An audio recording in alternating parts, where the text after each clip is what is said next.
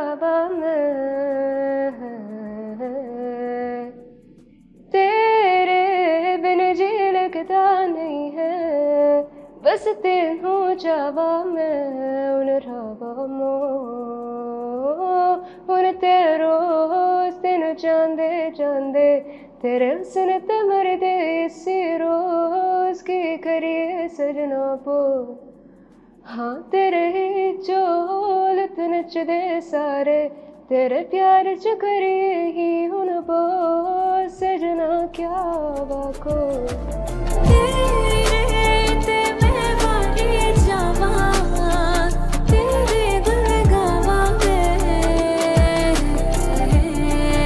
നമ്മളിന്ന് കാലിക്കറ്റിലാണുള്ളത്. We are with Sahala Muneer. Sahala Muneer RPSലെ സ്റ്റുഡൻ്റാണ്. ഫസ്റ്റ് ചാൻസിൽ തന്നെ IIT ഖരഗ്പൂരിലേക്കുള്ള അഡ്മിഷൻ സെക്യൂർ ചെയ്തിട്ടാണ് സഹല ഇരിക്കുന്നത്. So we are asking her how the moment is in the first place and then how her process was. So we'll start from the very beginning. എപ്പോഴാണ് സഹലയ്ക്ക് ആദ്യമായിട്ട് ഒരു IIT ഡ്രീം ഉണ്ടാവുന്നത്? IIT പഠിക്കണം ആഗ്രഹം ഉണ്ടാവുന്നത് എപ്പോഴാണ്? 10th ഒരു ലാസ്റ്റ് ഒക്കെ ആകുമ്പോഴാണ് IIT നെ കുറിച്ച് അറിയുന്നതും പിന്നെ അത് ഡ്രീമായിട്ട് സെറ്റ് ചെയ്തു. അപ്പോൾ ആ സമയം തൊട്ടിട്ട് അതിന് വേണ്ടി വർക്ക് ചെയ്തുകൊണ്ടിരിക്കുന്നുണ്ട്. ആക്ച്വൽ പ്രിപ്പറേഷൻ സ്റ്റാർട്ട് ചെയ്തപ്പോഴാണ്? മുന്നേ ഫൗണ്ടേഷനൊക്കെ അറ്റൻഡ് ചെയ്തിട്ടുണ്ടായിരുന്നോ അതോ ഒന്നും ചെയ്തിട്ടുണ്ടായിരുന്നില്ല? സോ യു സ്റ്റാർട്ടഡ് ഫ്രം +1 അല്ലേ? എൻ്റെ പേര് മുനീർ. ഞാൻ സഹലയുടെ ഫാദറാണ്. പിന്നെ ഇത് റസിയ മുനീർ സഹലയുടെ മദറാണ്. ഖത്തറിലാണ് സഹല 10th വരെ പഠിച്ചത്. പക്ഷെ അവിടെ പഠിച്ചതിന് ശേഷം 10th കഴിഞ്ഞതിന് ശേഷം 10th അവർ സ്കൂൾ ടോപ്പറൊക്കെ ആയിരുന്നു. അപ്പോൾ അവിടെ തന്നെ ഒരു ഇൻ്റഗ്രേറ്റഡ് കോഴ്സിന് വേണ്ടിയിട്ട് നമ്മൾ ജോയിൻ ചെയ്യിപ്പിച്ചു. ഒരു മാസം പോയതിന് ശേഷം മോൾ എൻ്റെ അടുത്ത് വന്ന് പറഞ്ഞു, ഉമ്മ ഈ ഒരു പ്രാക്ടീസ് കൊണ്ട് എനിക്ക് IIT ഒന്നും എത്തിപ്പെടാൻ പറ്റില്ല. എനിക്ക് ഇക്കാക്ക പഠിച്ച പോലെ തന്നെ മോനും 10th കഴിഞ്ഞിട്ട് നാട്ടിലായിരുന്നു പഠിച്ചിരുന്നത്. എനിക്ക് ഇക്കാക്ക പഠിച്ച പോലെ തന്നെ നാട്ടിലേക്ക് പഠിക്കണം. അപ്പോൾ ഏതൊരു പേരൻസിനെ പോലെ ഞങ്ങൾക്ക് ഭയങ്കര കൺസേൺ ആയിരുന്നു മോളുടെ ഹെൽത്ത് ഇഷ്യൂസ്, ക്ലൈമറ്റൊക്കെ. ബട്ട് മോൾ നല്ല കോൺഫിഡൻ്റ് ആയതുകൊണ്ട് ഞങ്ങൾ ഓക്കെ അവളുടെ ആഗ്രഹമല്ലേ, അവളുടെ സ്വപ്നമല്ലേ, അങ്ങനെ നാട്ടിലേക്ക് വിട്ടു. നാട്ടിൽ വിട്ടത് ഞങ്ങളുടെ തന്നെ സിറ്റിയിൽ ഉണ്ടായിരുന്ന റൈസ് പബ്ലിക് സ്കൂളിലാണ്. ഞാൻ നേരത്തെ റൈസ് പബ്ലിക് സ്കൂളിനെ പറ്റി കേട്ടിട്ടുണ്ടായിരുന്നു. അപ്പോൾ ഒട്ടും മടിക്കാതെ ഞങ്ങളും അവളെ നാട്ടിലേക്ക് പറഞ്ഞയച്ചു.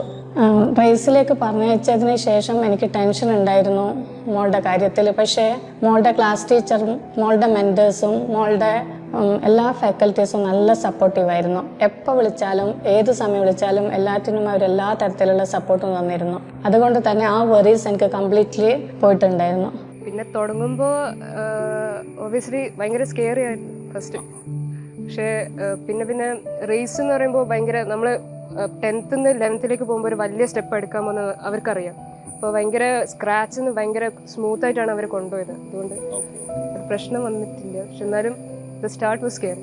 എനിക്കൊരു ഡൗട്ട് ഉണ്ടായിരുന്നു, ഇത് ഈ 2 വർഷം കൊണ്ട് നേടിയെടുക്കാൻ പറ്റുന്ന സാധനമാണോ JEE അഡ്വാൻസ്ഡ്? പിന്നെ അത് ഭയങ്കര ലൈക്ക് വേൾഡിൽ തന്നെ ഒരു സെക്കൻഡ് ടഫസ്റ്റ് എക്സാം ആകുമ്പോൾ ഇത്ര ഒരു അതും ഏജ് എന്ന് പറയുമ്പോൾ 16-17 ആ ഒരു ഏജിനാണ് നമ്മൾ എക്സാംസ് ഒക്കെ അറ്റൻഡ് ചെയ്യുന്നത്. അപ്പോൾ അത് നല്ലൊരു സംശയം ഉണ്ടായിരുന്നു. പക്ഷെ പിന്നെ തുടങ്ങിയപ്പോൾ പിന്നെ ഞാൻ വിചാരിച്ച എൻ്റെ എല്ലാ ഇതിന് കൊടുക്കുക, വേറെ ഒന്നും വേണ്ട, ഇത് ഫോക്കസ് ചെയ്ത് കൊടുക്കുക. പിന്നെ പ്രയോറിറ്റൈസ് ചെയ്തു. പിന്നെ കുറെ അല്ലാത്ത കുറെ കാര്യങ്ങളൊക്കെ കട്ട് ഔട്ട് ചെയ്ത് ഇതിന് മാത്രം ഇത് നോക്കുക, കിട്ടുമോ നോക്കുക, എന്തായാലും എല്ലാം പഠിക്കാൻ പറ്റുന്ന രീതിയിലൊക്കെ പഠിക്കുക. അഗൈൻ ദ റിസൾട്ട് ഇസ് നമ്മുടെ കയ്യിലല്ല, എൻ്റെ നമുക്ക് നോക്കാം എന്താ സംഭവിക്കും. അപ്പോൾ അതിന് റേസ് നല്ല സപ്പോർട്ട് ആയിരുന്നു. ഓരോ സ്റ്റെപ്പിൽ ഓരോ മൊമെന്റിൽ എന്താ ചെയ്യേണ്ടതെന്ന് കറക്റ്റ് ഒരു റോഡ് മാപ്പ് അവർ ലേ ഡൗൺ ചെയ്തിട്ടുണ്ട്. അപ്പോൾ റേസിനെ സംബന്ധിച്ചിടത്തോളം വളരെ നല്ലൊരു ഇനീഷ്യലി കുറച്ച് ഹേർഡിൽസ്, കുറച്ച് പ്രോബ്ലംസ് ഒക്കെ ഉണ്ടായിരുന്നു. ഇവിടെ ഹെൽത്ത് ഇഷ്യൂസ് ഒക്കെ ഉണ്ടായിരുന്നല്ലോ, കാരണം അവിടെയാണ് ജനിച്ചത് കുട്ടി. അപ്പോൾ പക്ഷേ പിന്നെ ഇവിടെ റേസിൽ വന്നതിന് ശേഷം കുറച്ച് നല്ല അറ്റ്മോസ്ഫിയറും നല്ല സപ്പോർട്ടീവായിട്ടുള്ള സ്റ്റാഫ്, പിന്നെ ഇതേപോലെ NK സാർ, അതേപോലെ തന്നെ റിയ ടീച്ചർ, പ്രിൻസിപ്പൾ, അതേപോലെ അഫ്സൽ സാർ, ഇങ്ങനെ കുറേ ആൾക്കാർക്ക് വളരെ സപ്പോർട്ടീവായി മോട്ടിവേറ്റഡ് ആയിട്ടുള്ള കുറേ നല്ല അറ്റ്മോസ്ഫിയർ ക്രിയേറ്റ് ചെയ്തു. അതിൻ്റെ വളരെ ഇമ്പോർട്ടൻ്റ് ആയിട്ടുള്ളൊരു ഫാക്ടറായിരുന്നു. അപ്പോൾ അങ്ങനെയാണ് സഹലയ്ക്ക് ഇപ്പോൾ finally she cracked IIT. Is one of the like achievements in hair life. So അതിന് ദൈവത്തോടും ഒപ്പം തന്നെ എല്ലാ ടീച്ചേഴ്സിനോടും നമ്മുടെ പേരൻസ് എല്ലാവരോടും അതിൻ്റെ നമ്മുടെ ഗ്രാറ്റിറ്റ്യൂഡ് അറിയിക്കുന്നു. പിന്നെ 11th 12th ഞാൻ ഇതേമാതിരി റെസിഡൻഷ്യൽ ബാച്ചിൽ പഠിച്ചിരുന്നു. അതിനുശേഷം ഞാൻ എൻട്രൻസ് ചെയ്ത് ക്രാക്ക് ചെയ്ത് ഇതേപോലെ എഞ്ചിനീയറിംഗ് 4 years കഴിഞ്ഞു. പിന്നെ ഇപ്പം ഞാൻ ഒരു കമ്പനിയിൽ വർക്ക് ചെയ്യുക. ഈ ഒരു പാതമൊക്കെ സഹല കണ്ടിരുന്നു. അപ്പോൾ ചെറുപ്പം മുതലേ അവൾക്കും ഉണ്ടായിരുന്നു ഒരു പ്രസ്റ്റീജ് ആയിട്ടുള്ള ഒരു ഇൻസ്റ്റിറ്റ്യൂഷനിൽ നാട്ടിൽ പഠിക്കണം, ഇൻഡിപെൻഡൻ്റ് ആയിട്ട് എല്ലാം ഹാൻഡിൽ ചെയ്യണം, ലൈഫിൽ എന്ത് സിറ്റുവേഷൻ വന്നാലും. കാരണം ഈ 2 years നമ്മൾ ഹോസ്റ്റലിൽ നിൽക്കുമ്പം വേറെ ഫാമിലി സപ്പോർട്ട് ഉണ്ടെങ്കിലും അതിൻ്റെ ഒരു സ്ട്രെങ്ത് എന്നൊക്കെ പറയുമ്പോൾ അതായത് നമ്മൾ എല്ലാ കാര്യങ്ങളും സെൽഫ് ഇൻഡിപെൻഡൻ്റ് ആവും. അപ്പോൾ ആ കാര്യങ്ങളൊക്കെ സഹലക്കും അനുഭവിക്കണം, സഹലക്കും അങ്ങനെ ആവണം എന്നുള്ളൊരു മെൻറ്റാലിറ്റി ഒക്കെ ഉള്ളത് കൊണ്ടായിരുന്നു. അതുകൊണ്ട് തന്നെ ആയിരുന്നു സഹലക്ക് അവളുടെ സ്വന്തം ഇനീഷ്യേറ്റീവ് ആയിരുന്നു. അതായത് ഉപ്പനോട് പറഞ്ഞിട്ട് നാട്ടിൽ പോയി എനിക്ക് പഠിക്കണം, കക്കാനമാതിരി 11th 12th നാട്ടിൽ ഒറ്റയ്ക്ക് ഹോസ്റ്റലിരുന്ന് പഠിച്ചിട്ട് നല്ലൊരു ഇൻസ്റ്റിറ്റ്യൂഷനിൽ പോകണം. അപ്പോൾ അതേമാതിരി തന്നെ ഉണ്ടായി. ഒരുപാട് കുട്ടികളുണ്ട് നമ്മൾ അഡ്വാൻസിന് വേണ്ടി പ്രിപ്പയർ ചെയ്യുന്ന, മെയിൻസിനും അഡ്വാൻസിനും വേണ്ടിയിട്ട്. അപ്പോൾ ആ കുട്ടിക്ക് യൂസ്ഫുൾ ആയിട്ട് ഇൻഫർമേഷൻ എന്നുള്ള രീതിയിൽ, ഒരു ഗൈഡൻസ് എന്നുള്ള രീതിയിൽ, after having succeeded, what can you tell them about your preparations? അതായത് എന്തൊക്കെ മെറ്റീരിയൽസാണ് യൂസ് ചെയ്തത്, ഏതൊക്കെ ബുക്സ് ആണ് ഓരോ സബ്ജക്റ്റിന് റെഫർ ചെയ്തിട്ടുണ്ടായിരുന്നത്, ഏതൊക്കെ സ്റ്റഡി മെത്തേഡ്സാണ് യൂസ് ചെയ്തിട്ടുണ്ടായിരുന്നത്, ആ റിസൾട്ടിലേക്കുള്ള സ്കോർ ഒന്നുകൂടെ ഒന്ന് പുഷ് ചെയ്ത് കുറച്ചുകൂടെ നല്ല സ്കോറിലേക്ക് എത്താൻ വേണ്ടി അവസാനം സഹായിച്ച ഫാക്ടേഴ്സ് എന്തൊക്കെയാണ് നമുക്കൊന്ന് പറഞ്ഞു കൊടുക്കും. ഫസ്റ്റ് യൂസ് ചെയ്യുന്ന ബുക്സ് എന്ന് പറയുമ്പോൾ റേസിൻ്റെ മൊഡ്യൂൾസ് ഉണ്ട്. ബിക്കോസ് റേസിൻ്റെ മൊഡ്യൂൾസ് ഭയങ്കര ബേസിക്സ് ഒക്കെ ക്ലിയർ ആക്കാൻ നല്ലൊരു മെറ്റീരിയലാണ്. പിന്നെ ഈ ഗൈഡ്സ് ഒക്കെ ഭയങ്കര ലെവൽ 1 ടൈപ്പ് ഗൈഡ്സ് ഒക്കെ ഉണ്ടാവില്ലേ, എറർലെസ് പോലത്തെ അങ്ങനത്തെ ഗൈഡ്സ് ഒക്കെ ഫസ്റ്റ് പിന്നെ സോൾവ് ചെയ്ത് നോക്കാൻ തുടങ്ങി. ഫിസിക്സ് ആയാലും മാത്സ് ആയാലും എറർലെസ് എല്ലാ പാക്കേജും കിട്ടുന്നു, ഫിസിക്സ് മാത്സ് കെമിസ്ട്രി. അപ്പോൾ പിന്നെ ഞാൻ കുറച്ചുകൂടി ഒന്ന് ലെവൽ കൂട്ടി HC വർമ്മ ഫിസിക്സിന് ഉപയോഗിക്കാൻ തുടങ്ങി, യൂസ് ചെയ്യാൻ തുടങ്ങി. പിന്നെ കെമിസ്ട്രിക്ക് ആകുമ്പോൾ സെങ്കേജ് യൂസ് ചെയ്തു. പിന്നെ മാത്സിന് എറർലെസിന്റെ തന്നെ ഒരു മെയിൻസ് ആൻഡ് അഡ്വാൻസ്ഡ് ഒരു ഹയർ ലെവലുള്ള ഒരു ബുക്ക് ഉണ്ടായിരുന്നു. അതൊക്കെ പിന്നെ സോൾവ് ചെയ്ത് ചെയ്യാൻ തുടങ്ങി. അതൊക്കെ മെയിനായിട്ട് റേസിന് ഒരു എക്സാംസിന് പ്രിപ്പയർ ചെയ്യാൻ വേണ്ടിയിട്ട് ഇത് ചെയ്തു. പിന്നെ അവസാനം മെയിൻസിന്റെ ഒരു ടൈമിലേക്ക് PYQs മാത്രം ഫോക്കസ് ചെയ്തു അല്ലേ? പിന്നെ റേസും അതെ ആ സപ്പോർട്ട് തന്നെ കുറെ ഷീറ്റ്സ് ഒക്കെ തരും, PYQs ഓറിയന്റഡ് ആയിട്ടുള്ള. അപ്പോൾ അതൊക്കെ തന്നെ ചെയ്തു. ആ ഷീറ്റുകൾ ആണ് അവസാനം എക്സാം പ്രിപ്പറേഷൻ സമയത്ത് ഷീറ്റുകളാണ് കൂടുതൽ വർക്ക് ചെയ്തിട്ടുണ്ടായിരുന്നത്. പിന്നെ ആ ഷീറ്റ് തന്നെ it's more than enough. Because നമുക്ക് അസൈൻമെന്റ്സ് ഉണ്ടായിരുന്നു, ക്ലാസ്സിൽ തന്നെ ചെയ്യാൻ പറ്റുന്ന ഓരോ ഷീറ്റ്സ് ഒക്കെ ഉണ്ടായിരുന്നു. അപ്പോൾ അത് തന്നെ ലോഡഡ് ആവും ഓരോ ദിവസം. സഫീഷ്യന്റ് വർക്ക് ലോഡ് അതിൽ തന്നെ ഉണ്ടായിരുന്നു അല്ലേ? അതിനുണ്ടായിരുന്നു. പിന്നെ ഒരു ഗൈഡ്, പിന്നെ എന്തെങ്കിലും ഡൗട്ട് വരുമ്പോൾ ഒരു കോൺസെപ്റ്റ് ഒന്ന് ജസ്റ്റ് ക്ലിയർ ആക്കാൻ നോട്ട്സ് റെഫർ ചെയ്യുക, അല്ലെങ്കിൽ ജസ്റ്റ് ഗൈഡ്സിൽ ആ ഒരു പോയിന്റ് എന്താന്ന് വായിച്ചു നോക്കുക, അത്ര. സൈല, ഒരുപാട് പേര് പ്രിപ്പറേഷൻ സമയത്ത് പറയുന്ന രണ്ട് വേർഷൻസ് ഉണ്ട്. ഒരുപാട് പേര് പറയുന്നത് പല മെറ്റീരിയൽസ് റെഫർ ചെയ്യുന്നതിന് പകരം, പല ബുക്സ് റെഫർ ചെയ്യുന്നതിന് പകരം ഒറ്റ ബുക്ക് മാത്രം ഫോക്കസ് ചെയ്യുക എന്ന് പറയുന്ന ഒരു സ്കൂൾ ഓഫ് തോട്ട് ഉണ്ട്. മറ്റൊരു സ്കൂൾ ഓഫ് തോട്ട് എന്ന് പറയുന്നത് മൾട്ടിപ്പിൾ ബുക്സ് റെഫർ ചെയ്യുക, കഴിയുന്ന ഇൻഫർമേഷൻ എവിടെ നിന്ന് വേണമെങ്കിൽ ഗ്യാദർ ചെയ്യുക എന്ന് പറയുന്ന ഒരു സ്കൂൾ ഓഫ് തോട്ട് ഉണ്ട്. What was your method? ഞാൻ ഫസ്റ്റ് പ്രിപ്പയർ ചെയ്യുമ്പോൾ നമുക്ക് ഓരോ ടീച്ചേഴ്സ് തരുന്ന കണ്ടന്റ് അത്യാവശ്യം നല്ല ക്വാളിറ്റിയുള്ള കണ്ടന്റ്, അത് ഫസ്റ്റ് ഒന്ന് പഠിച്ച് അതൊന്ന് ക്ലിയർ ആയെന്ന് തോന്നുമ്പോൾ പിന്നെ അതിനോട് കുറച്ചുകൂടി കൂടുതൽ പഠിക്കാൻ വേണ്ടിയിട്ട് ഓരോ ബുക്സ് റെഫർ ചെയ്യും. പക്ഷെ ഞാൻ ഒരൊറ്റ ബുക്ക് മുതൽ പഠിക്കാറില്ല. കാരണം ഒരൊറ്റ ബുക്കും പഠിക്കുന്ന പ്രശ്നം എന്താണെന്ന് വെച്ചാൽ ചിലപ്പോൾ ആ ബുക്കിലുള്ള ഒരു ഓതർ ചിലപ്പോൾ ഒരു 2-3 കോൺസെപ്റ്റ് മിസ് ചെയ്തേക്കാം, അല്ലെങ്കിൽ അവരെ പ്രോബ്ലംസിലൊക്കെ ആ ഒരു ടൈപ്പ് ഓഫ് ക്വസ്റ്റ്യൻസും അവർ ഉൾപ്പെടുത്തി നിർബന്ധം ഉണ്ടാവില്ല. അപ്പം ഞാൻ ബുക്സ് റെഫർ ചെയ്യുമ്പോൾ 1-2 ബുക്സ് ലൈക്ക് ഒരു ആദ്യത്തെ ബുക്ക് നോക്കി അതിൽ എനിക്ക് അറിയേണ്ട കാര്യം കിട്ടിയില്ല എന്ന് തോന്നുമ്പോൾ ഞാൻ വേറൊരു അടുത്ത ബുക്ക് റെഫർ ചെയ്യും. പിന്നെ കിട്ടിയില്ല എന്ന് അവസാനം റിസോർട്ട് ചെയ്യും, പിന്നെയും ഡൗട്ട് ചോദിക്കും ടീച്ചേഴ്സിനോട്. അങ്ങനെ JEE കോച്ചിങ്ങിൽ ഇൻസ്റ്റിറ്റ്യൂട്ടിൻ്റെ റോള് എന്താണെന്നുള്ളത് നമുക്കൊക്കെ അറിയാം, ഒരു ഇൻസ്റ്റിറ്റ്യൂട്ടിൻ്റെ റോൾ എന്താണെന്നുള്ളത്. അപ്പോൾ റേസിൽ സല വന്ന് കോച്ചിങ് എടുത്തുകൊണ്ടിരുന്ന സമയത്ത് റേസിലെ ടീച്ചിങ് മെത്തേഡ്സും റേസിലെ നിങ്ങളെ മെൻറ്ററിങ്ങും നിങ്ങളെ എക്സാമിലേക്ക് ഓറിയൻറ്റ് ചെയ്ത രീതിയും നിങ്ങളെ കോച്ച് ചെയ്ത നിങ്ങളെ ഗൈഡൻസ് എന്ന രീതിയിലും സഹലയ്ക്ക് ഏറ്റവും യൂസ്ഫുൾ ആയി തോന്നിയ കാര്യം എന്താണ്?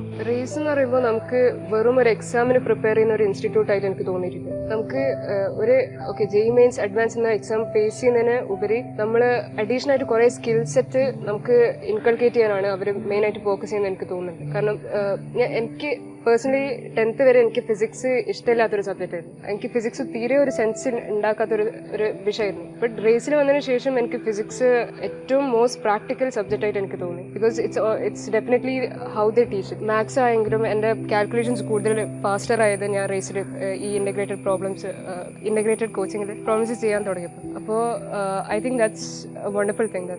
ഇങ്ങനത്തെ ഒരു എൻട്രൻസ് കോച്ചിങ് ഒരു പ്രിപ്പറേഷന് നമ്മൾ പോകുമ്പോൾ we can easily get demotivated. ഒരു എക്സാമിൻ്റെ ഒരു മാർക്ക് മതി നമ്മളൊരു പെട്ടെന്നൊന്ന് താഴ്ത്താൻ. അപ്പോൾ അതിൽ നിന്നൊക്കെ എണീച്ച് നമ്മളെ സ്റ്റാൻഡിൽ നിർത്താൻ I think race faculties are always on the front line. Overall എങ്ങനെയാണ് സ്ട്രെസ് മാനേജ്മെന്റ് ഉണ്ടായിരുന്നത് സലേന്റെ? സ്ട്രെസ് മാനേജ്മെന്റ് ഒബ്വിയസ്ലി എക്സാംസ് ആണ് സ്ട്രെസ് ചെയ്യുക. കാരണം നമുക്ക് വിചാരിച്ച ഒരു സ്കോർ എത്താൻ പറ്റിയില്ലെങ്കിൽ അതാണ് ഡയറക്റ്റ് സ്ട്രെസ്സിലേക്ക് കോൺട്രിബ്യൂട്ട് ചെയ്യുക. പക്ഷേ ലൈക്ക് ടീച്ചേഴ്സ് നമ്മളെ അധികം മനസ്സിലാക്കിയിട്ടാണ് നമുക്ക് ലൈക്ക് ഒരു ടെസ്റ്റിൻ്റെ മാർക്ക് കുറഞ്ഞതെന്ന് വെച്ചാൽ അവർ പറഞ്ഞുതരും എന്താണ് സൊല്യൂഷൻസ്, എങ്ങനെ അത് ഓവർകം ചെയ്യാം. അപ്പോൾ അതൊക്കെ നമ്മൾ ഉൾക്കൊണ്ട് അങ്ങനെ ഇപ്പോൾ ജി അഡ്വാൻസ് പ്രിപ്പറേഷൻ എന്ന് പറയുന്നത് 2 കൊല്ലത്തെ ഒരു ജേർണിയാണ്. If you start from +1. ഇപ്പോൾ ഈ 2 കൊല്ലം ഒരു വലിയ ടൈം ആയതുകൊണ്ട് തന്നെ ഇതിനിടയ്ക്ക് പല സമയത്ത് നമ്മൾ പല സ്റ്റേറ്റ്സ് ഓഫ് മൈൻഡിലൂടെയും കടന്നു പോകാം. പലപ്പോൾ നമ്മൾ ഒരുപാട് ചാലഞ്ചസ് ഫേസ് ചെയ്യാം. ആ ചാലഞ്ചസ് നമ്മൾ ഓവർകം ചെയ്യും. അപ്പം ഈ ഒരു ഡ്യൂറേഷൻ ഓഫ് ടൈമിൽ ഏറ്റവും സഹല ഫേസ് ചെയ്തിട്ടുള്ള ബിഗ്ഗസ്റ്റ് ചാലഞ്ചസ് എന്തൊക്കെയായിരുന്നു? And how did you solve it? The problem statement and the solution. ഞാൻ നേരത്തെ പറഞ്ഞ ഞാൻ 10th വരെ ഗൾഫിലാണ് പഠിച്ചത്. അപ്പോൾ ഞാൻ ആ ട്രാൻസിഷൻ എനിക്ക് കുറച്ച് ഐ തിങ്ക് ഇനീഷ്യൽ സ്റ്റേജിൽ the biggest challenge was definitely the transition. കാരണം അവിടുത്തെ ഒരു ക്ലൈമറ്റും ഇവിടുത്തെ ഒരു ക്ലൈമറ്റ് കുറച്ച് വ്യത്യാസമുണ്ട്. അപ്പോൾ എപ്പോഴും ഫ്രീക്വൻ്റ് ആയിട്ട് ഈ അലർജി ഇഷ്യൂസ് വരാറുണ്ട്. അപ്പോൾ അത് എപ്പോഴും ഒരു എക്സാമിന് മുന്നോട്ടായിരിക്കും ഈ ഇഷ്യൂസ് കൂടുതലായിട്ട് ഇതാണ്. അപ്പോൾ അത് എക്സാംസിനെ വരെ എഫക്റ്റ് ചെയ്യുന്ന രീതിയിലായിട്ടുണ്ടായിരുന്നു തുടക്കത്തിലൊക്കെ. പിന്നെ അതും ഞാൻ ടാക്കിൾ ചെയ്യാൻ തുടങ്ങി. അതിന് വേണ്ട മെഡിക്കേഷനൊക്കെ കൊടുത്ത് അത് ഒന്ന് കൺട്രോളായി. പിന്നെ ഒരു ചാലഞ്ച് എന്ന് പറയുമ്പോൾ obviously the amount of content we have to study. But കാരണം 10th വരെ നമ്മളൊരു ഭയങ്കര ഒരു ജോളി ഒരു എപ്പോൾ വേണമെങ്കിലും പഠിച്ച് റിക്കവർ ചെയ്തെടുക്കാൻ പറ്റുന്ന കണ്ടന്റ് ഉണ്ടാവും. ഞാൻ പൊതുവേ 10th വരെ ഒക്കെ അപ്പൊ പഠിക്കുന്ന ആളല്ല. ഞാൻ എക്സാമിന് തൊട്ട് പഠിക്കുന്ന ആളാണ്. പിന്നെ പക്ഷേ ഈ ഒരു എൻട്രൻസ് കോച്ചിങ് എന്ന് പറയുമ്പോൾ നമ്മൾ എപ്പോഴും പഠിച്ചുകൊണ്ടിരിക്കണം. അത് ഭയങ്കര ഇമ്പോർട്ടന്റ് പോയിന്റ്. കാരണം 10th വരെയുള്ള സിലബസ് നമുക്ക് എപ്പോൾ വേണമെങ്കിൽ ക്യാച്ചപ്പ് ചെയ്യാം അല്ലേ? പരീക്ഷ ആകുമ്പോഴത്തേക്ക് നമുക്ക് എത്ര ലേറ്റ് ആയാലും വി ഹാവ് എ ചാൻസ്. പക്ഷേ +1 +2 കണ്ടന്റ് അങ്ങനെ ആയിരിക്കില്ല. ജി കോച്ചിങ് കണ്ടന്റ് അങ്ങനെ ആയിരിക്കില്ല അല്ലേ? അപ്പോൾ ഓരോ ദിവസം നമുക്ക് ഇത്ര വെച്ച് നമ്മളിങ്ങനെ പഠിച്ചുകൊണ്ട് പോയി അല്ലാണ്ട് ലൈക്ക് അവസാനം വരെ ഒന്നും പഠിക്കാതെ പിന്നെ പെട്ടെന്നൊരു മിറാക്കിൾ ഒരിക്കലും ഒരിക്കലുമില്ല. എക്സാക്ട്ലി. ഇപ്പോൾ ജെ മെയിൻ സെക്കൻഡ് സെഷൻ കഴിഞ്ഞതിന് ശേഷം you started preparing for the advanced, specifically for the advanced. അപ്പോൾ ആ പ്രിപ്പറേഷൻ സ്റ്റാർട്ട് ചെയ്യുന്ന സമയത്ത് സഹലേൻ്റെ മദർ എന്നെ വിളിച്ച് എനിക്ക് ഇപ്പോഴും ഓർമ്മയുണ്ട്. സഹല ഒരുപാട് റിസർച്ച് ഒക്കെ നടത്തി സഹല മനസ്സിലാക്കിയ 2 ഫാക്ട്സ് ആണ് ഉമ്മേൻ്റെ അടുത്ത് പറഞ്ഞിട്ടുണ്ടായിരുന്നത്. അപ്പം സഹല പറഞ്ഞത് എന്താ വെച്ചാൽ IIT കിട്ടണമെങ്കിൽ ഒന്നെങ്കിൽ നമ്മൾ എക്സ്ട്രാ ഓർഡിനറിലി ബ്രില്യൻ്റ് ആവണം, അല്ലെങ്കിൽ നമ്മൾ വളരെ നേരത്തെ വളരെ ചെറിയ ക്ലാസ്സിൽ തന്നെ പ്രിപ്പറേഷൻ സ്റ്റാർട്ട് ചെയ്തിട്ടുണ്ടാവണം. ഈ 2 കാര്യങ്ങളാണ് പറഞ്ഞത്. അപ്പം ഒബ്വിയസ്ലി സഹല അത് മനസ്സിലാക്കിയത് അങ്ങനെയാണെന്ന് എനിക്ക് അറിയായിരുന്നു. ആൻഡ് ഐ ടോൾഡ് ദാറ്റ് അങ്ങനെയൊന്നും അല്ലെങ്കിലും it is still possible. Not that you not brilliant, you are very brilliant. പക്ഷേ വളരെ നേരത്തെ നമ്മൾ പ്രിപ്പയർ ചെയ്തിട്ടില്ല, ഒരുപാട് മുന്നേ നമ്മൾ സ്റ്റാർട്ട് ചെയ്തിട്ടില്ലെങ്കിലും അവസാന സമയത്തെ നല്ല പ്രിപ്പറേഷൻ, വൈസ് പ്രിപ്പറേഷന് അത് ക്ലിക്ക് ചെയ്യാൻ പറ്റും, ക്രാക്ക് ചെയ്യാൻ പറ്റും, നമുക്ക് അറിയുന്നതാണ്. അത് മുന്നേ കുട്ടികൾ ചെയ്തിട്ടുള്ളതാണ്. So I told her that. What was your experience first hand? അത് സാർ പറഞ്ഞ കാര്യം ശരിയാണ്. ഞാൻ ഒരു പോയിന്റിൽ ഉമ്മാനെ വിളിച്ച് പറഞ്ഞിട്ടുണ്ടായിരുന്നു ഈ IIT preparation what group of people ആണ് ഇത് നോക്കുക എന്നുള്ളത്. കാരണം ഞാൻ 10th കഴിഞ്ഞിട്ട് IITനെ കുറിച്ച് റിസർച്ച് ചെയ്യുമ്പോൾ ഞാൻ കണ്ടെത്തിയ ഒരു കാര്യമാണ് ഈ 6ാം ക്ലാസ് മുതലേ കുട്ടികൾ ഇതിന് പ്രിപ്പയർ ചെയ്യുന്നുണ്ടെന്ന്. ഞാനിപ്പോൾ 10th കഴിഞ്ഞ് 11th കടക്കാൻ പോകുന്ന ആ ഒരു സ്റ്റേജിനാണ് ഞാൻ അത് അറിയുന്നത്. അപ്പോൾ അത്രയും പിന്നെ ഒരു നല്ല കോമ്പറ്റീഷനുള്ള എക്സാം ഉണ്ട്. പിന്നെ ഇങ്ങനെ പഠിക്കുന്നവരായിട്ടാണ് നമ്മൾ കോമ്പീറ്റ് ചെയ്യുന്നുണ്ട് എന്നുള്ളൊരു ഇൻഫർമേഷൻ പുതുതായിട്ട് എനിക്ക് കിട്ടി. പിന്നെ മെയിൻസ് സെക്കൻഡ് സെഷൻ കഴിഞ്ഞതിന് ശേഷം എക്സ്ക്ലൂസീവ്ലി അഡ്വാൻസിന് പ്രിപ്പയർ ചെയ്യാനുള്ള മാസങ്ങളായിരുന്നു ലാസ്റ്റ് പിന്നെ വന്നത്. അപ്പോൾ അതിൽ ഇതേപോലെ ഒരു ഡൗട്ട്ഫുൾ മൊമെന്റ്സ് ഉണ്ടായിരുന്നു. പക്ഷേ പിന്നെ ഈ റേസ് നമുക്കൊരു കലണ്ടർ, അക്കാഡമിക് കലണ്ടർ പോലെ അവരെ പബ്ലിഷ് ചെയ്ത് അവരെ പ്ലാൻസ് ഒക്കെ നമ്മുടെ അടുത്ത് പറഞ്ഞു. അപ്പോൾ ഞാൻ അതിന് ഒത്തുപോകാന്നുള്ള രീതിയിൽ എന്തായാലും ഇത് ട്രസ്റ്റ് ചെയ്യുക, ഇത് വെച്ചിട്ട് എങ്ങനെ മുന്നോട്ട് പോകാൻ നോക്കാം. റേസിന്റെ അഡ്വാൻസ് പ്രിപ്പറേഷൻ എന്ന് പറയുമ്പോൾ ഡെയിലി നമ്മൾ ഫസ്റ്റ് ഒരു ക്ലാസ്സസ് ഉണ്ടാവും. അതായത് ക്ലാസ്സസ് എന്ന് പറയുമ്പോൾ പ്യൂർലി അഡ്വാൻസ്ഡ് PYQ ഓറിയന്റഡ് ആ ഒരു ബേസിസിനാണ് അവർ കണ്ടക്ട് ചെയ്തത്. അതിനുശേഷം നമുക്ക് ഒരു 1 hour എക്സാം ഉണ്ടാവും. PCM ഒരു 15 or plus questions അങ്ങനെ ആയിട്ട് നമ്മൾ ഒരു എക്സാംസ് അറ്റൻഡ് ചെയ്ത്. അപ്പോൾ അത് കൺസിസ്റ്റന്റ് ആയിട്ട് എനിക്കൊന്ന് 1.5 മാസത്തോളം 2 മാസം അങ്ങനെ അവരൊരു പ്രിപ്പറേഷൻ അങ്ങനെ ആയിരുന്നു ഉണ്ടായിരുന്നു. അപ്പോൾ അതിന് ഞാൻ ഒരു ഒറ്റയടിക്ക് തീരെ വിടാതെ പിടിച്ചു നിന്ന് പിന്നെ മോക്ക് എക്സാം ഒക്കെ ഡീപ്ലി അനലൈസ് ചെയ്ത്, എന്തായാലും ടൈം കുറവാണ് പക്ഷെ എല്ലാം കൂടി ഒന്ന് മാനേജ് ചെയ്യാൻ ശ്രമിച്ച് ആൻഡ് അവസാനം just give a shot. So Sahala first അറ്റംപ്റ്റിൽ തന്നെ, അതായത് +1 +2ൻ്റെ കൂടെ +2 കഴിയുന്ന സമയത്ത് തന്നെ you have got an IIT admission. It's a wonderful achievement. അപ്പം ഈ എക്സാമിനേഷന് വേണ്ടി പ്രിപ്പയർ ചെയ്യുന്ന ഇൻറ്റഗ്രേറ്റഡ് പ്രോഗ്രാമിലും അല്ലാതെയും ഫസ്റ്റ് ചാൻസിൽ തന്നെ ഈ എക്സാം ക്രാക്ക് ചെയ്യാൻ വേണ്ടി പ്രിപ്പയർ ചെയ്യുന്ന മറ്റു കുട്ടികൾക്ക് അവരുടെ പ്രിപ്പറേഷന് വേണ്ടിയിട്ട് what guidance can you give them, what can you tell them? First ആയിട്ടുള്ള ഒരു അഡ്വാൻറ്റേജ് എന്ന് പറയുന്നത് ഞാൻ ഹോസ്റ്റലർ ആയിരുന്നു. അപ്പോൾ ഹോസ്റ്റലർ എന്ന് പറയുമ്പോൾ ഒരു ഫോൺ എന്നുള്ള ഡിസ്ട്രാക്ഷൻ മൊത്തത്തിൽ കട്ടൗട്ടാണ്. അപ്പോൾ ഇപ്പോൾ വീട്ടിൽ നിന്ന് പ്രിപ്പയർ ചെയ്യുന്നവരെ മെയിനായിട്ട് ഫേസ് ചെയ്യുന്ന ഈ challenge social media, reels, distractions ആണ്. അപ്പോൾ ഹോസ്റ്റലാകുമ്പോൾ ആ ഒരു അഡ്വാൻറ്റേജ് ഉണ്ട്. ഞാൻ ഒരിക്കൽ ചോദിച്ചു അവളോട് എങ്ങനെയാണ് നിനക്ക് ഇത്രയും കോൺസെൻട്രേറ്റ് ചെയ്ത് പഠിക്കാൻ പറ്റുന്നതെന്ന്. അപ്പോൾ മോള് പറഞ്ഞത് വേറെ എൻ്റർടൈൻമെൻ്റ് ഒന്നും ഹോസ്റ്റലിലില്ല, ഫോണും ഇല്ല, പിന്നെ ഉള്ളത് പഠിക്കുക തന്നെയാണ്. അപ്പോൾ മാക്സിമം ടൈം അവൾ പഠനത്തിന് തന്നെ സ്പെൻഡ് ചെയ്തു. ഏതായാലും ഈ ഒരു അച്ചീവ്മെൻറ്റ് നേടിയത് കൊണ്ട് റേസ് പബ്ലിക് സ്കൂളിനോടും അവളുടെ എല്ലാ ഫാക്കൽറ്റീസിനോടും സ്പെഷ്യൽ ഗ്രാറ്റിറ്റ്യൂഡ് അറിയിക്കുന്നു. റൈസ് പബ്ലിക് സ്കൂളിന് ഒരു സിസ്റ്റം ഉണ്ട്. ഇടയ്ക്കിടയ്ക്ക് മോക്ക് ടെസ്റ്റ് വെക്കും, പിന്നെ മെഗാ ടെസ്റ്റ് വെക്കും. അപ്പോൾ അതിലിങ്ങനെ റാങ്ക് പാരൻസ് ഗ്രൂപ്പിൽ പബ്ലിഷ് ചെയ്യും. ഇടയ്ക്ക് ഞാൻ എപ്പോഴും സഹലയുടെ ആ റാങ്ക് മോണിറ്റർ ചെയ്തുകൊണ്ടിരിക്കും. ഇടയ്ക്ക് സഹല ഭയങ്കര ഡൗൺ ആവുമ്പോൾ എനിക്ക് അവളെ കോൾ എന്തായാലും പ്രതീക്ഷ ഉണ്ടായിരുന്നു. വിളിച്ചിട്ട് അവൾ സങ്കടം പറയും. ഇടയ്ക്ക് എൻ്റെ അടുത്ത് പറഞ്ഞിരുന്നു, പിന്നെ ഉമ്മ ഇത് എനിക്ക് ക്രാക്ക് ചെയ്യാൻ പറ്റുമെന്ന് തോന്നുന്നില്ല IIT എന്നുള്ളത്. അതൊക്കെ എന്ന് വെച്ചാൽ ബൈ ബർത്ത് ഇൻ്റലിജൻ്റ് ആയവർക്കോ അല്ലെങ്കിൽ അത്രയും 6th സ്റ്റാൻഡേർഡ് ഓൺവേർഡ്സ് പ്രാക്ടീസ് കിട്ടിയവർക്കൊക്കെ പറ്റുള്ളൂ എന്നുള്ളത്. പക്ഷേ ആ സമയത്തൊക്കെ ഞാനും ഹസ്ബൻഡും എവിടെയാണോ അവൾ ഡൗൺ ആകുന്നത് അവിടെ ആ ഏരിയാസിൽ അവളെ ഞങ്ങൾ ബൂസ്റ്റ് ചെയ്ത് ആ ഒരു കോൺഫിഡൻസ് ലെവൽ എപ്പോഴും കൊടുത്തിരുന്നു. എന്നെക്കാളേറെ എൻ്റെ ഹസ്ബൻഡ് അക്കാര്യത്തിൽ ശ്രദ്ധ ചെലുത്തിയിരുന്നു. വലിയൊരു അഡ്വാൻസ്ഡ് ബുക്കാണ് ഞാൻ സ്റ്റാർട്ട് ചെയ്തത് ശരിക്കും. അതായത് ഞാൻ ജസ്റ്റ് ഒന്ന് നോക്കുമ്പോൾ ഞാൻ അതിലെ പ്രോബ്ലംസ് എനിക്കൊന്ന് day 1 or day 2 ചെയ്യാൻ നോക്കി. ബിക്കോസ് അതെന്ന് വെച്ചാൽ ഞാൻ പെട്ടെന്ന് എനിക്ക് റിസൾട്ട്സ് വേഗം വേണം. ആ ഒരു രീതിയിൽ ഞാൻ ഫസ്റ്റ് ഇതൊന്ന് 2-3 ഒക്കെ ചെയ്യാൻ തുടങ്ങി. അപ്പോൾ ഒന്നും കിട്ടുന്നില്ല ഒബ്വിയസ്ലി. അപ്പോൾ ഭയങ്കര ഡിസാർട്ടൻ്റ് ആയി. പിന്നെ അങ്ങനെ ഭയങ്കര ബ്ലണ്ടായിട്ടാണ് ആദ്യം തുടങ്ങിയത്. പിന്നെയാണ് ഈ പ്രോസസ്സിലൂടെ പോയപ്പോൾ that's not how you do it. You need to start from scratch. Basics ആണ്. പിന്നെ ലെവലപ്പ് ചെയ്താണ് പോകുന്നത്.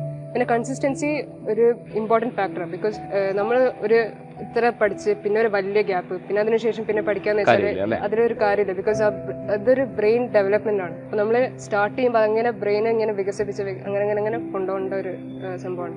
അപ്പോൾ കൺസിസ്റ്റൻസി അത് എന്തായാലും വേണം. ഇത്ര നമ്മൾ സുഖമില്ലാണ്ടായാലും നമ്മൾ പഠിക്കാതെ ഒരു ദിവസം പോർക്കും ഈ ഒരു പ്രിപ്പറേഷൻ ആണ്. ബിക്കോസ് മെയിൻ ആയിട്ട് നമ്മൾ 6ാം ക്ലാസ് മുതൽ പഠിക്കുന്ന ആൾക്കാരല്ല, just 2 years. So then make use of each day. അപ്പോൾ പിന്നെ ഈ എൻട്രൻസ് കോച്ചിങ് സിസ്റ്റം എന്ന് പറയുമ്പോൾ എപ്പോഴും എക്സാംസ്, പിന്നെ റാങ്ക് ലിസ്റ്റ് പബ്ലിഷ് ചെയ്യും. അത് ആർക്കും കാണാം. ലൈക്ക് ക്ലാസ്സിൽ അങ്ങനെ ഭയങ്കര പബ്ലിക് ആയിട്ടാണ് അത് അനൗൺസും ചെയ്യും. കുട്ടികൾ ഭയങ്കര കമ്പയർ ചെയ്തിട്ട് റാങ്ക്സ് ഒക്കെ കമ്പയർ ചെയ്തിട്ട് അങ്ങനെ ഒരു പരിപാടി ഉണ്ട്. Initially obviously I did that too, but at last it's about improving ourselves. Like നമ്മൾ കോമ്പീറ്റ് ചെയ്യണമെന്ന് നമ്മളോട് തന്നെ ആയിരിക്കും. Like peers, I mean friends are what makes you do better. Like നമ്മളെ റാങ്ക് താഴെ പോകുമ്പോൾ മേലെ ഇത്ര ആൾക്കാർ കാണുമ്പോഴാണ് നമുക്കൊരു മോട്ടിവേഷൻ കിട്ടും ഇവരെ വെട്ടിക്കണം എന്നുള്ളത്. But it should be healthy, it should not be in another sense. അപ്പോൾ ആ എക്സാംസ് ഞാൻ ഒബ്വിയസ്ലി ഞാൻ റാങ്ക് താവുമ്പോൾ എന്തുകൊണ്ടാണെന്ന് അനലൈസ് ചെയ്യും. പിന്നെ മേലേക്ക് വന്നാൽ വലിയ റാങ്ക് കിട്ടുമ്പോൾ ഒബ്വിയസ്ലി നമ്മൾ കുറച്ചൊരു ബോസ്ഫുൾ ആവും. പക്ഷെ അതൊക്കെ കുറച്ച് വെച്ച് നമ്മളെ മിനിമലായിട്ട് എപ്പോഴും ഒരു maintain. So this is something that I've always observed about Sahla. She was very balanced throughout. വളരെയധികം ഡിഫിക്കൽട്ട് ആയിട്ടുള്ള സിറ്റുവേഷൻസ് വരുന്ന സമയത്ത് she was not very sad. നല്ല സ്കോർ വരുന്ന സമയത്ത് she was never too happy also. So she maintained a balance throughout. So that is something that we all admire about her. Sahala അപ്പോൾ exam prepare ചെയ്യുന്ന സമയത്ത് apart from all the preparations, apart from all the work, we need a support system. So how was your support system and who were your support systems? ഞാൻ ഹോസ്റ്റലിലാണ് പഠിച്ചത്. അപ്പോൾ ഹോസ്റ്റലിൽ എന്ന് പറയുമ്പോൾ നമുക്ക് 2 days a week half an hour calling പർപ്പസിന് കിട്ടും. അപ്പോൾ അതാണ് ഒരു കണക്കിന് ഏറ്റവും വലിയ സപ്പോർട്ട് സിസ്റ്റം ഞാൻ പറയും. കാരണം എപ്പോഴും ഡിസ്ഹാർട്ടൻഡ് ആകുമ്പോൾ parents are always there to pick me up. പിന്നെ അതേപോലെ തന്നെ ഫാമിലി സപ്പോർട്ട് നല്ലോണം ഉണ്ടായിരുന്നു. ഇപ്പോൾ ഉപ്പ, മൂത്താപ്പ, ഉമ്മ എല്ലാവരും ഭയങ്കര കളക്റ്റീവ്ലി സപ്പോർട്ടീവ് ആയിരുന്നു. അപ്പോൾ ബേസിക്കലി നമുക്ക് എന്താ ആക്ച്വലി വേണ്ടതെന്ന് വെച്ചാൽ ഇപ്പോൾ എക്സാം എഴുതുമ്പോൾ ഓരോ പ്രശ്നങ്ങളൊക്കെ ഉണ്ടാകുമ്പോൾ റാങ്ക് കുറയുമ്പോൾ ഇപ്പോൾ പതറി പോകുന്ന ചില ടൈംസ് ഒക്കെ ഉണ്ടാവും. കുറേ അപ്സ് ഉണ്ടാവും, കുറേ ഡൗൺസ് ഉണ്ടാവും. റാങ്കൊക്കെ ഇടയ്ക്ക് നല്ലോണം ഇടിഞ്ഞു പോയിട്ടുണ്ടായിരുന്നു സ്ഥലക്ക്. അപ്പോൾ ഒക്കെ മോട്ടീവ് സപ്പോർട്ടൊക്കെ വീട്ടിൽ നിന്നൊക്കെ നല്ലോണം കൊടുത്തിരുന്നു. അപ്പോൾ അത് ഭയങ്കര അത്യാവശ്യമാണ്. പ്രത്യേകിച്ച് എൻട്രൻസ് ലെവൽ എക്സാം എന്നൊക്കെ പറയുമ്പോൾ ഓൾ ഇന്ത്യ ലെവൽ ഭയങ്കര ടഫസ്റ്റ് എക്സാമാണ് JEE അഡ്വാൻസ്. അപ്പോൾ അതൊക്കെ ക്രാക്ക് ചെയ്യുമ്പോൾ നമുക്ക് അത്രയും മെൻ്റൽ പവർ വേണം. അപ്പോൾ അതൊക്കെ നല്ലോണം സഹലക്ക് ഭയങ്കരമായിട്ട് ഫാമിലിയിൽ നിന്ന് സപ്പോർട്ട് ചെയ്യുന്നുണ്ടായിരുന്നു. പിന്നെ അതേമാതിരി ഗൈഡ്സും പിന്നെ ബുക്സൊക്കെ ഞാൻ പഠിച്ച ബുക്സൊക്കെ ഇവിടെ ഉണ്ടായിരുന്നു. അപ്പോൾ അതൊക്കെ അതുവരെ ലൈക്ക് അവർക്ക് യൂസ് ചെയ്യാൻ വേണ്ടി അവിടെ വെച്ചിരുന്നു. പിന്നെ അതൊക്കെ പറഞ്ഞു കൊടുത്തിരുന്നു. പിന്നെ is very happy right now. പ്രത്യേകിച്ച് ഫാദറും മദറും അവരെ motivation I think it's out of this world. എന്നെ മെയിനായിട്ട് എന്നെ മനസ്സിലാക്കിയ 2 പേരായതുകൊണ്ട് they know where I falter, they know where I achieve. So എന്നെ മനസ്സിലാക്കി അങ്ങനെ ടൈംലി ആ ഒരു സപ്പോർട്ട് നൽകുന്നത് I think it's the best thing you can have. പിന്നെ ഓബ്വിയസ്ലി റേസ് ടീച്ചേഴ്സ്, ഡയറക്ടേഴ്സ് എപ്പോഴും മന്ത്ലി നമുക്ക് മെഗാ ടെസ്റ്റ് പോലത്തുള്ള എക്സാംസ് ഒക്കെ ഉണ്ടാകുമ്പോൾ ഡയറക്ടേഴ്സ് നമ്മളെ നല്ല to give our everything, to push hard. അതിനൊക്കെ ഡയറക്ടേഴ്സ് ഭയങ്കര മോട്ടിവേറ്റ് ചെയ്യും. പിന്നെ ലീവ് ചെയ്യാൻ പറ്റാത്ത 2 മെയിൻ ഫിഗറാണ് ഉപ്പാൻ്റെ ബ്രദറും പിന്നെ ഉമ്മാൻ്റെ സിസ്റ്ററും. അവരെ എനിക്ക് ഞാൻ നേരത്തെ പറഞ്ഞ പോലെ എനിക്ക് മാറിയപ്പോൾ കുറേ ഹെൽത്ത് ഇഷ്യൂസ് വന്നപ്പോൾ എപ്പോഴും ലൈക്ക് അതിന് ടൈംലി മെഡിക്കേഷൻ അതിനൊക്കെ ഡോക്ടർക്ക് കൊണ്ടുപോകാനൊക്കെ അവരായിരുന്നു ഫ്രണ്ട് ലൈനിൽ ഉണ്ടായിരുന്നു. അപ്പോൾ huge gratitude to them to.